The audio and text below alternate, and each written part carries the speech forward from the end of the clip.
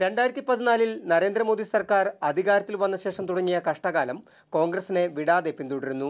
ബി.ജെ.പിയെ പ്രതിരോധിക്കാനായി ബീഹാറിൽ രൂപം നൽകിയ മഹാസഖ്യത്തിന്റെ തകർച്ച പാർട്ടിക്ക് ദേശീയ തലത്തിൽ കനത്ത പ്രഹരമായി. 27 എം.എൽ.എമാരെ സ്വന്തം പാളയത്തിൽ ഉറപ്പിച്ചു നിർത്താനുള്ള തീവ്രശ്രമത്തിലാണ് എ.ഐ.സി.സി നേതൃത്വം. Party general secretary CP. Joshi എം.എൽ.എമാരുമായി നിരന്തരം ആശയവിനിമയം നടത്തുന്നു.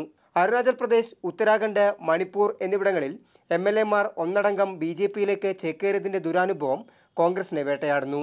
മുന്നണിയിലെ അസ്വാരസ്യങ്ങളിൽ കോൺഗ്രസ് അധ്യക്ഷ സോണിയാഗാന്ധിയും രാഹുൽ ഗാന്ധിയും ക്രിയാത്മകമായി ഇടപെട്ടില്ലെന്ന പരാതിയും ചില എം.എൽ.എമാർ ഉന്നയിക്കുന്നു. അതേസമയം നിതീഷിനെ രൂക്ഷമായി വിമർശിച്ച് കോൺഗ്രസ് ഉപാധ്യക്ഷൻ രാഹുൽ ഗാന്ധി രംഗത്തെത്തി. അധികാരത്തിന് വേണ്ടി ചിലർ എന്തും ചെയ്യുമെന്നതിന് ഉദാഹരണമാണ് നിതീഷ് കുമാർ എന്ന് രാഹുൽ പ്രതികരിച്ചു. हमें मालूम था कि 3-4 महीने से प्लानिंग चली. देखिए, हिंदुस्तान की राजनीति में यही प्रॉब्लम है, अपने स्वार्थ के लिए कर जाता है. कोई क्रेडिबिलिटी नहीं है, सत्ता के लिए कुछ भी कर देते हैं. ബീഹാറിൽ അധികാരം നഷ്ടമായതോടെ കോൺഗ്രസ് മുക്ത ഭാരതമെന്ന പ്രഖ്യാപിത ലക്ഷ്യത്തിലേക്ക് ബി.ജെ.പി കൂടുതൽ അടുത്തു. ബി.ജെ.പി ഒറ്റയ്ക്ക് അധികാരത്തിലുള്ളതും ഭരണപങ്കാളിത്തമുള്ളതുമായ സംസ്ഥാനങ്ങളുടെ എണ്ണം 18 ഉയർന്നു. കോൺഗ്രസ് ഭരണമാകട്ടെ 6 സംസ്ഥാനങ്ങളിൽ ഒതുങ്ങി. മഹാസഖ്യത്തിന്റെ തകർച്ച പ്രതിപക്ഷത്തിന്റെ ലോക്സഭാ തെരഞ്ഞെടുപ്പ് മോഹങ്ങൾക്ക് കൂടുതൽ മങ്ങലേൽപ്പിക്കുകയും ചെയ്തു. രാജേഷ് കോയിക്കൽ, മാതൃഭൂമി ന്യൂസ്, ഡൽഹി.